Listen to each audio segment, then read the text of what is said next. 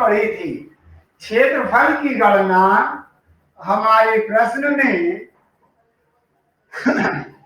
जब हम पढ़े थे तो हम आयत और वर्ग के लिए पढ़े थे कि आयत और वर्ग में हम गणनाएं कैसे करते हैं। हमारे पास अभ्यास के लिए या पढ़ने के लिए जो तथ्य हैं उनमें ये हमारा चैप्टर 11 है और 11 में ये जो हमारा चैप्टर है क्षेत्र मिति, ये हमारी बंद आकृतियों के लिए निर्धारित होता है। हम क्षेत्र मिति की गणना बंद आकृति के लिए करते हैं।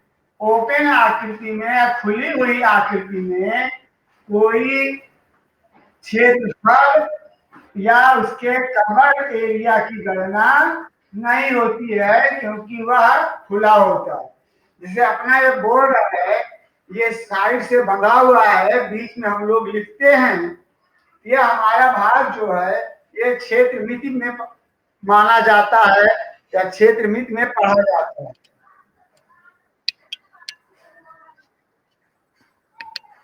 आगे जब हम देखते हैं, हमने अभी तक जैसे 2D में या 3D में आयत पढ़ा है, हमने इसको हम आयत कहते हैं। आयत में ये लंबाई का भाग होता है और ये चौड़ाई का भाग होता है। उसी प्रकार जब हम वर्ग का अध्ययन करते हैं, वर्ग के बारे में पढ़ते हैं, तो हम ये देखते हैं कि वर्ग में लंबाई और चौड़ाई दोनों समान होती है और समान होने के क्रम में हम इसे वर्ग कहते हैं। गुणों के आधार पर प्रत्येक कोण 100 या 90 अंश के होते हैं और यहाँ पर ये लंबाई कही जाती है और उसका एक गुण है, लंबाइयां भुजाओं की साइड से किनारे होते हैं, सब समान होते हैं, इसलिए हम इन्हें लंबाई कहते हैं। अभी तक कक्षा 6-7 में हमने पढ़ा था, एक होता है सीमांकन। अगर कोई कहेगा कि हम सीमांकन करेंगे और सीमांकन की माप क्या है, तो हम लोग सीमांकन की माप के लिए निकालते थे परिमाप। मीन्स ये जो लाइनिंग है इसकी माप क्या है, ये परिमाप पढ़ा जाता था, चाहे वो आयत हो या वर्ग हो या त्रिभुज हो। सीमांकन माप यानी परिमाप, इसको हम साधारण भाषा में लिखें तो आकृति की सभी भुजाओं का योग। आकृति की सभी भुजाओं का योग, ये हमारे लिए एक सामान्य फार्मूला है, लेकिन आगे जब हम पढ़ा गया 7वीं में, तो हम इन्हें इसको आयत और वर्ग के क्रम में अलग अलग पढ़ लिया। भुजाओं का योग ये हमने पढ़ा, ठीक है। और हमने आयत के लिए क्या पढ़ा, सूत्र गणना करने के बाद आयत के परिमाप को लिखा गया। आयत का परिमाप जो हम कक्षा 7 में पढ़े थे वो था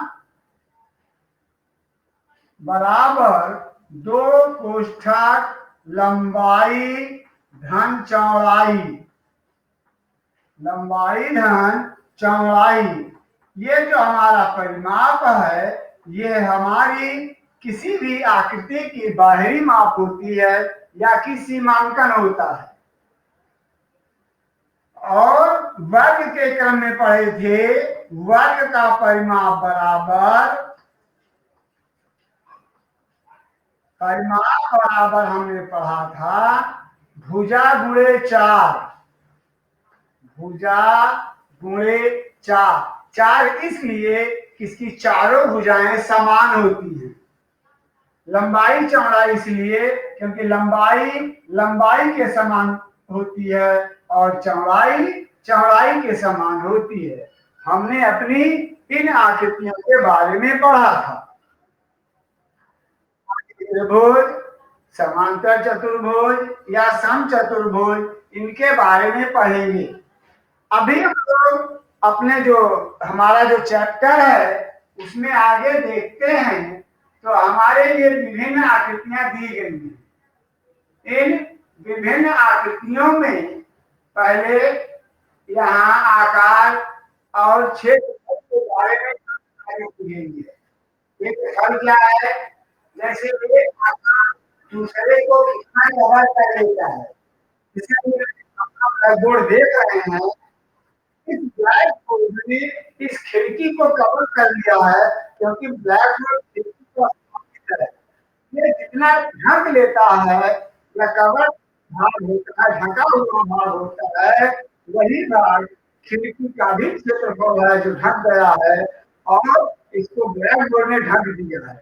दोनों के संदर्भ में हम ये पढ़ेंगे कि ब्लैक बोर्ड का क्षेत्रफल और ढकी हुई खिड़की का क्षेत्रफल दोनों समान है।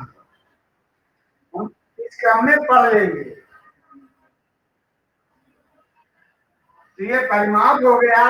अगले क्रम में हम पढ़ते हैं क्षेत्रफल। क्षेत्रफल क्या है, और हम क्षेत्रफल पर क्या करते हैं, हम लोगों ने पढ़ा है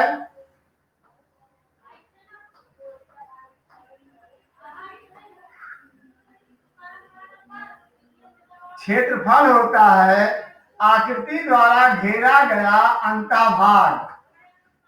आकृति द्वारा घिरा हुआ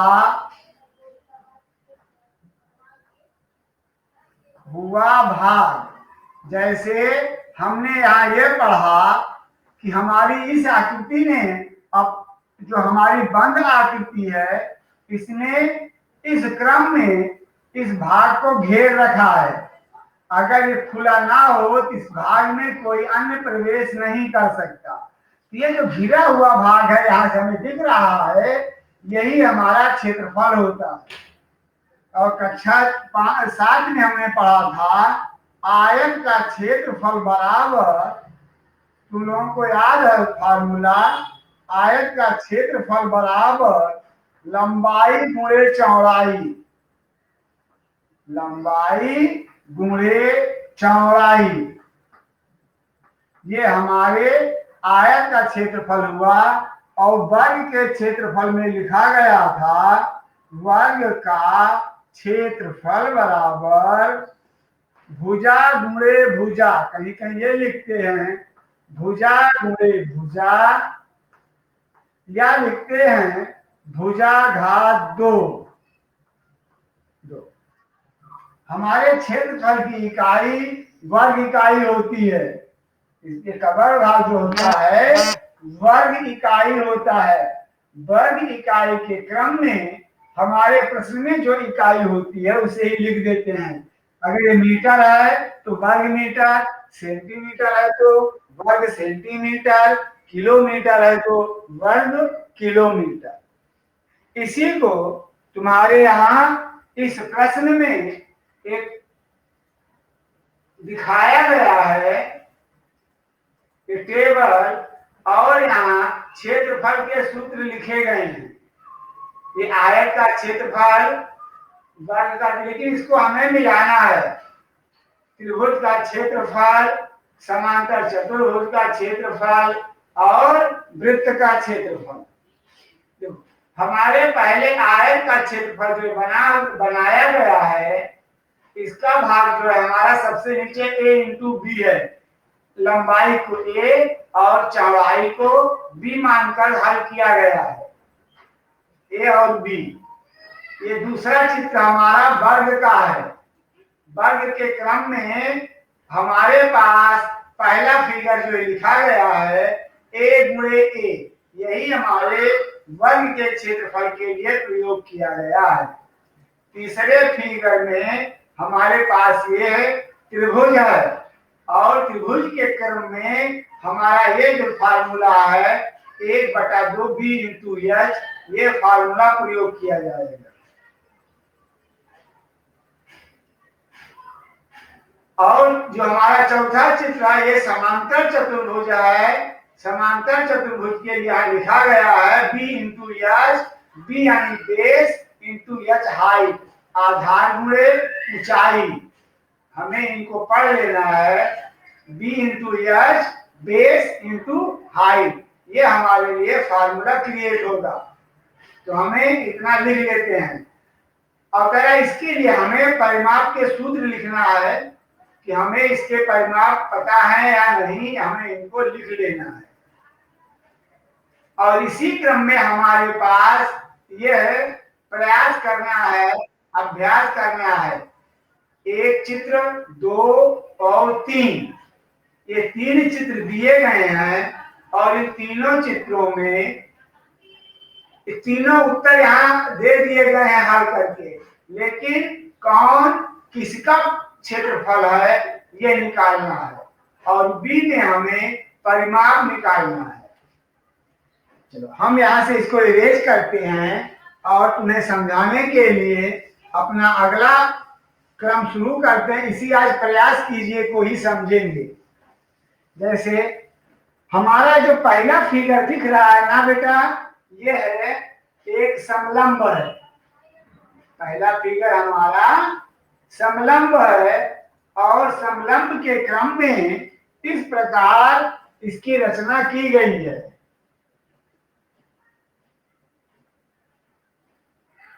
और इस क्रम में रचना करने के बाद यहां इसे लिखा गया है, इस क्रम में 7 सेंटीमीटर और उसका जो दूसरा आधार दिया गया है ये 14 सेंटीमीटर है।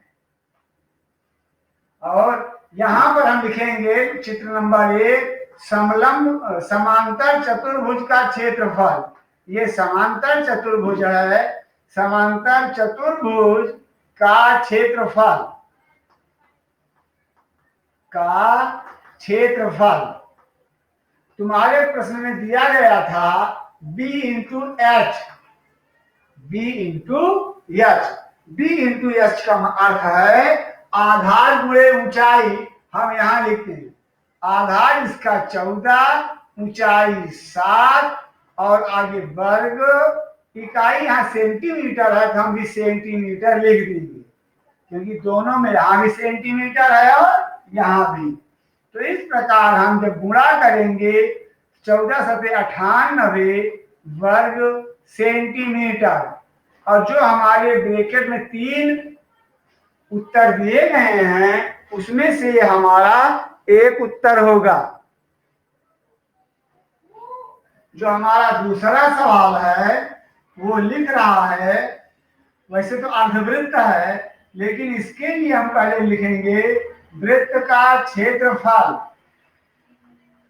वृत्त का क्षेत्रफल और वृत्त के क्षेत्रफल का सूत्र होता है पाई बराबर पाई, यहां पर बी स्क्वायर लिखा गया है, यहां पर बी स्क्वायर लिखा गया है लेकिन बी जो है हमारे गणित में वृत्त के लिए ये आर होती है। क्या होती है? आर। तो केंद्र से जो भी त्रिज्याएं खींची जाती हैं वे सभी समान होती हैं। अब हम यहाँ लिखेंगे अर्धवृत्त का क्षेत्रफल, क्योंकि ये अर्धवृत्त है। अर्धवृत्त का क्षेत्रफल बराबर 1/2 पाई बी स्क्वायर है आर का स्क्वायर त्रिज्या। तुम्हारे चित्र में जो दूसरा चित्र बनाया गया है इस क्रम से ऐसे बनाया गया है, यहां लिखा गया है 14 सेंटीमीटर और ये 7 सेंटीमीटर। यह इसका केंद्र भाग है। केंद्र भाग से एक तरफ की दूरी परिधि की दूरी को हम त्रिज्या कहते हैं। जैसे ये केंद्र से परिधि की दूरी को हम त्रिज्या कहते हैं। एक त्रिज्या ये हो गई, दूसरी त्रिज्या ये हो गई, तीसरी त्रिज्या ये हो गई। ये भी 7 सेंटीमीटर है और ये भी 7 सेंटीमीटर है। इस 14 सेंटीमीटर जो है इसको हम व्यास भी कह सकते हैं। अब यहाँ जब सरल करते हैं 1/2 पाई का मान होता है कक्षा 7 में 22/7 और आज भी वही लिखेंगे 7 × 7 वर्ग सेंटीमीटर। तो यहाँ से 7 से 7 काट देंगे, यहाँ भी सरल करना चाहो तो 11 हुआ और सरल करके लिखोगे तो 11 × 77 वर्ग सेंटीमीटर। यह तुम्हारा उत्तर भी इसी प्रश्न में कहीं न कहीं जो कॉलम बना है इसमें मिल जाएगा, 77 सेंटीमीटर। और तीसरा सवाल हमारा त्रिभुज है। त्रिभुज के लिए सूत्र लिखा गया है 1/2 आधार गुणे ऊंचाई। तो तीसरे सवाल में हम तुम लोग सॉल्व करना, आधार लिखा गया है 14 सेंटीमीटर और ऊंचाई 7 सेंटीमीटर। हम केवल मौखिक गणना कर देते हैं तीसरे सवाल के लिए। त्रिभुज का क्षेत्रफल बराबर 1/2 b × h। 1/2 आधार 14 गुणे ऊंचाई 7 वर्ग सेंटीमीटर। सरल कर लो, यहाँ 2 × 7 = 14 बराबर 49 वर्ग सेंटीमीटर। ये तुम्हारे प्रश्न को हल करने के तरीके यहाँ मिल जाएंगे, तुम्हें इनके तरीके यहाँ मिल जाएंगे जो तुम्हारे प्रश्न में लिखे गए हैं।